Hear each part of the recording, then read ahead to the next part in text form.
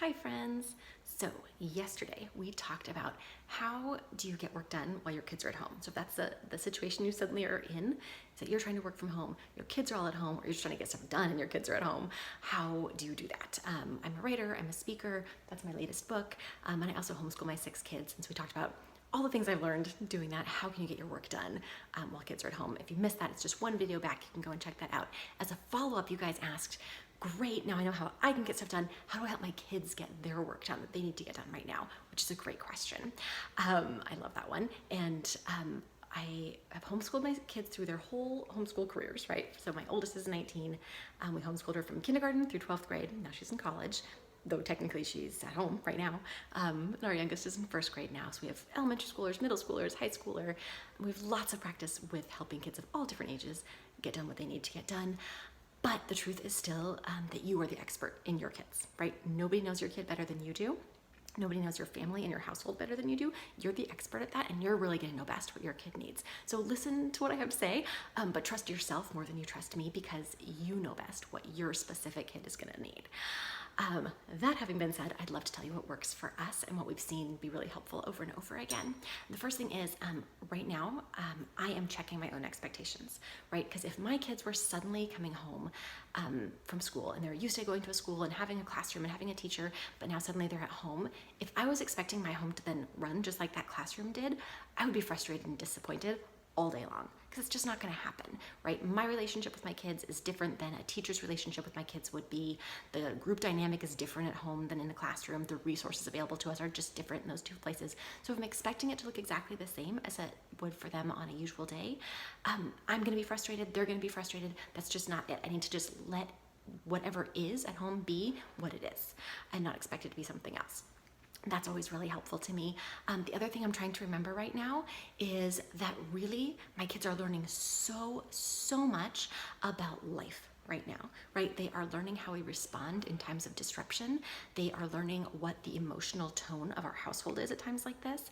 They are watching how we prepare, how we take care of each other, the language we're using, the way we're talking about ourselves and other people, and about the circumstances around us. They are learning a ton right now that is going to be helpful to them as they grow. And for one thing, that means that I want to be really mindful of what I'm taking in, my news consumption, my social consumption, what they're seeing reflected from me. But it also means that I know that some of their learning right now is not like traditional book learning so much as life learning, and that's all important. It all counts, you know.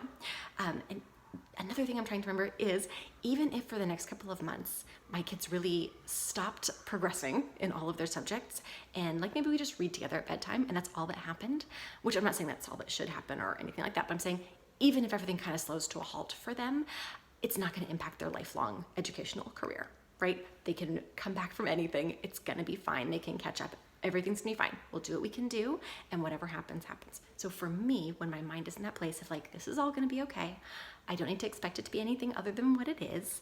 And my kids are learning, whether they're learning the thing that I would like, prescribe for them to learn at this moment or not, they're learning, and we're all gonna be okay. That helps a lot. I also try to remember that even we adults who have a ton of agency right now, compared to our kids, we get to make choices about how we carry out our day, what we're doing and not doing, to the degree that that is safe for us to do in our different places. Our kids have even less of that.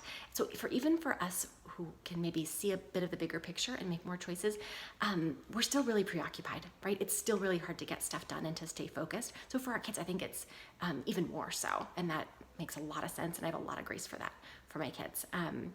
So given all that, then how do we help them to do what they need to do? So for me, I think the thing that I've seen over and over again that's the most helpful is the more I can give my kids ownership over their own stuff, the more they're able to do it, right? This is kind of like, if my kid helps make dinner, they're more likely to eat it. Kind of the same thing applies for their learning activities. The more input they have into what they're doing, how they're doing it, where they're doing it, when they're doing it, the easier it is for them to actually do the thing. So we try to set that up in terms of, what do you need to do today? Rather than me saying, here's what you need to do today, right? So our kids are homeschooled all the time. So regularly we'll step back and say, these are the areas we need to be making progress in. You know, maybe it's reading and math and history and science. You know, for each kid, they have their list of like, what are the things? It's a longer list than that for each kid, but you know, whatever the things are, how do we want to be making progress in each of those areas? Cool. Now, by the end of this week or this month, where do you want to be in each of those areas? Cool. Now, what are you going to do each day to make progress toward that goal that you have for yourself?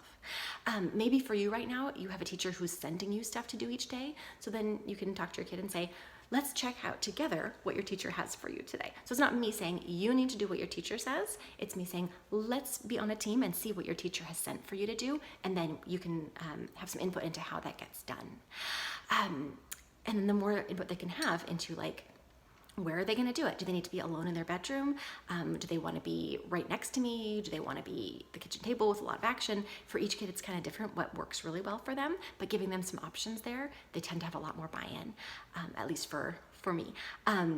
Another thing we've seen is we tell our kids, okay, these are your priorities for the day. I need you to get to those first, and then after that, you can choose what the rest of your day looks like. So in our house, priorities are chores and then also learning activities. And we also have like get some fresh air, move your body. Right now, the fresh air and move your body part's a little bit trickier, but they still can go out in the backyard where there's no other people and, you know, at least get a little bit of sunshine during the day. So we say, these are your priorities. We need you to do those things first. When they're done, you can do whatever else it is that you might want to do. But those other fun things like apps and videos and whatever else you might want to be doing, that needs to wait till your priorities are done. So that again gives them some ownership over how they're doing their schoolwork and how quickly they're doing it. And then when it's done, then they can move on to the other things. But the other things don't happen until those priorities are handled. I also find it's really helpful to lump in not just the learning activities, but also the other responsibilities, chores, or moving your body, or getting some fresh air, whatever the things are that make you a healthy, well-rounded individual. All that stuff together is your stuff that happens first, and then we do all the other fun stuff, whatever it is we want to do for the rest of the day, so that it's not like just, you must do your learning activities, and makes it this big onerous thing. Another tricky thing is breaks, right?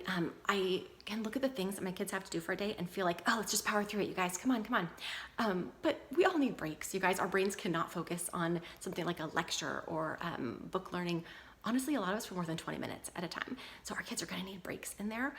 So helping my kids figure out what are the best kind of breaks for you to take, right? I have one kid who, if it was an option, would take a snack break from learning activities and pause activities and snack from like breakfast all the way until dinner over and over and over again, if that were an option. So for that kid, maybe like one snack break from breakfast to lunch and one snack break from lunch to dinner is an option.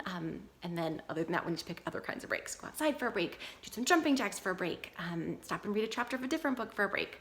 But breaks are totally helpful, necessary, understandable. I just have to keep reminding myself that is the case. Another thing I try to remember is my kids are going to need my help. So we talked yesterday about how do I get my work done, and how sometimes I'm going to need some quiet time. But my kids are also going to need me throughout the day to, you know, ask for help or to ask questions. So I want to make sure that I'm not trying to schedule the time when I need to be alone at the same time that they're going to need me. So for my older kids, they have a little bit more awareness around when they're going to need me throughout the day. They might be able to tell me, you know, Mom, I'm going to need you to read this essay I wrote and give me some feedback. I know I'm going to need your help with some math, but I'm really not going to need your help, you know, with watching a science video or reading my history book. No big deal. Great. My younger kids don't have that same awareness, so I just try to stay available for questions when they are wanting to do their learning activities. But that way I'm not trying to set up what I need against what they need, and those two things don't have to compete, which is really helpful.